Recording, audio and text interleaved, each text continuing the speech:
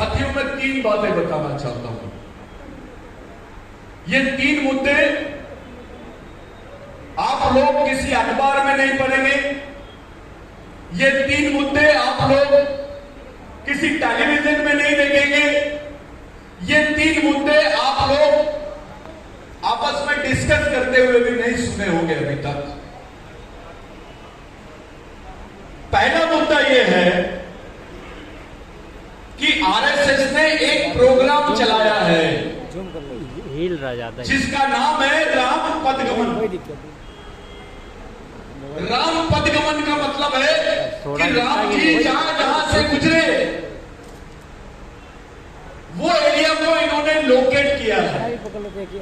उसका नेट पे जाओ, अभी आप सर्च मारो राम पदगमन का, आपको वो पूरा डिटेल मिल जाएगा। अब ये बात इंपॉर्टेंट क्यों है मैं बताना चाहता हूं। वो राम पदगमन का जो मसला है वो मणिपुर से शुरू होता है और केरल में जाके रुकता है। उसमें महाराष्ट्र, मध्य प्रदेश, छत्तीसगढ़, बस्तर, झारखंड, उड़ीसा, आसाम, नागालैंड, ये पूरा क्षेत्र आ रहा है। और इसको वर्ल्ड टूरिज्म जो है, वर्ल्ड हेरिटेज का जो ऑक्सफोर्ड यूनिवर्सिटी का रिकॉर्ड बेसिस ऑर्गेनाइजेशन है, वहां पर रजिस्टर्ड किया गया है। दूसरी बात यह है कि गवर्नमेंट ने टाइगर प्रोटेक्शन के नाम पर, टाइगर बफर जोन के नाम पर 288 टाइगर है जिसको लोकेट किए सेंट्रल इंडिया में कि 288 टाइगर है। 288 टाइगर को बचाने के लिए 2 लाख हेक्टेयर जमीन रिजर्व किए इन्होंने। 2 लाख हेक्टेयर जमीन, और वो 2 लाख हेक्टेयर जमीन का जो मामला है वो 2 करोड़ आदिवासियों को इफेक्ट करता है। 2 करोड़, 280 टाइगर के लिए 2 करोड़ आदिवासियों की बलि। अभी पहले झगड़ा था गवर्नमेंट वर्सेस आदिवासी, अब झगड़ा हो गया है टाइगर वर्सेस आदिवासी, टाइगर वर्सेस ट्राइबल। यानी आदिवासियों का झगड़ा शेर से है, ऐसा दिखाने की कोशिश कर रहे हैं। और वो जो टाइगर मैप बनाया गया है वो सेम टू सेम राम पदगमन एरिया है। गौर से सुनो, पहले दिमाग में डाल लो मैं क्या बोलना चाह रहा हूं। ये वो क्षेत्र है जिसमें आदिवासियों के 60% 5वीं अनुसूची के क्षेत्र आते हैं। To destruct, to demolish the provision of 5th schedule, RSS plan, उन्होंने जो प्रॉपर प्लानिंग किया है वो ऐसा किया है कि जंगल प्रोटेक्ट को, प्राणी प्रोटेक्शन के नाम पर, टाइगर प्रोटेक्शन के नाम पर, राम पदगमन के नाम पर 5th शेड्यूल का एरिया डिमोलिश कर देंगे। और वो पूरा 5वीं अनुसूची का 60% क्षेत्र है सेंट्रल इंडिया का, और 6वीं अनुसूची का 40% क्षेत्र है नॉर्थ ईस्ट का, जिसको आप लोग 7 सिस्टर्स बोलते हैं। 7 सिस्टर इसलिए बोलते हैं वो 7 राज्य है। साथियों, इस देश में 2 भारत है। मैं ऑथेंटिक तरीके से बोल रहा हूं, 2 भारत है। एक आदिवासी भारत और दूसरा आधुनिक भारत। मैं जिस आधुनिक भारत की बात कर रहा हूं ये अभी संविधान बनने के बाद बना है, लेकिन जिस आदिवासी भारत की मैं बात कर रहा हूं ये इस देश में हजारों, 10,000 साल से अस्तित्व में है। इसको किसी ने नहीं बनाया, ये पहले से अस्तित्व में है।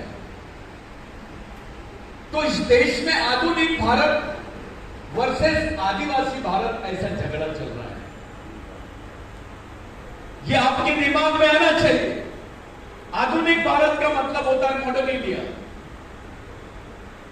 और आदिवासी भारत का मतलब होता है एंशिएंट इंडिया। जो प्राचीन भारत है उसका आधुनिक भारत के साथ में झगड़ा चल रहा है। प्राचीन भारत बोलता है उसके इस देश के जल जमीन जंगल पे सांस्कृतिक सामाजिक अधिकार है।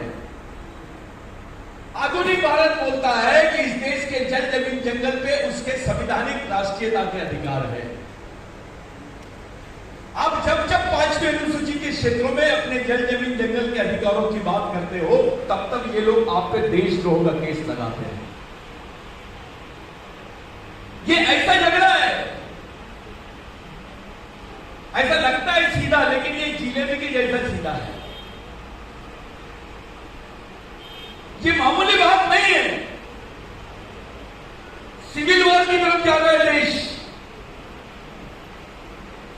मैं बार बार यही बात बताता हूं कि जिस क्षेत्र की मैं बात कर रहा हूं उस क्षेत्र में इस देश की 60% जो पैरामिलिट्री फोर्सेस है, जिसको अर्धसैनिक बल बोलते हैं, वो इस क्षेत्र में लगाए गए हैं।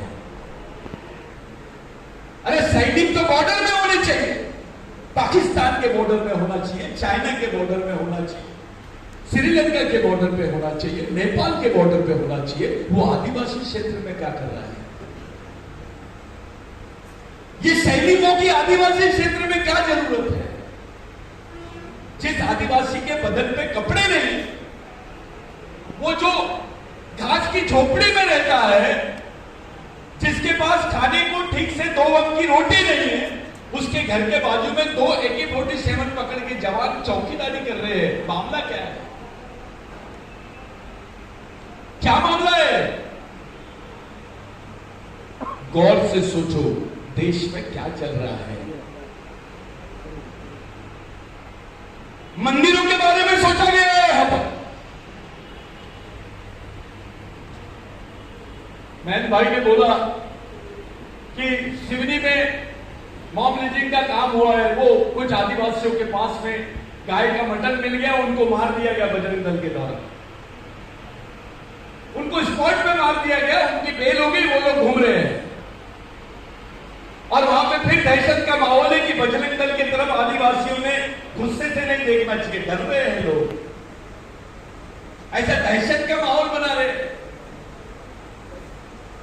ये एग्जाम्पल है अपने सामने, स्टेट में क्या चल रहा है उसका एग्जाम्पल है। साथियों, ये सब चीजें प्रैक्टिस की जा रही है सिर्फ आदिवासियों के बीच, कि आपके दिमाग में डर निर्माण कर दिया जाए कि आपको पुलिस से तो डर नहीं है, साथ में आरएसएस से भी डरना है। जाओ किसी क्लास 1 ऑफिसर को खड़ा करो। मैं भोपाल में बात कर रहा हूं, किसी क्लास 1 ऑफिसर, आदिवासी ऑफिसर को बुलाओ कि भैया तू जैस के सम्मेलन में क्यों नहीं आया? तो वो बोलेगा मैं जैस के सम्मेलन में जाता तो इनको पता चल जाता, मेरे पे डिपार्टमेंटल एक्शन होगी, मेरी ट्रांसफर हो जाती। ये जैस के बच्चे जिन्होंने अधिकारियों के लिए लड़ाई लड़े, आज वही अधिकारी ये कार्यक्रम में दिखाई नहीं दे रहे। मेरे को इस बात का दुख है। यही बच्चे आरक्षण का आंदोलन करने सड़क पे खड़े होते हैं, लेकिन जब उनके अस्तित्व की बात आई यहां पर मध्य प्रदेश की राजधानी में, जब वो कार्यक्रम आयोजित करते हैं, वहां कोई ऑफिसर नहीं आता। क्या है ये? क्या इंडिकेट करते, क्या संकेत मिलता है इससे? आप सोच सकते हो आपके ऑफिसर कितने प्रेशर में है, कितने दबाव में है, कितने दबाव में है। ये कंडीशन का जायजा लेना बहुत जरूरी है। अब रही बात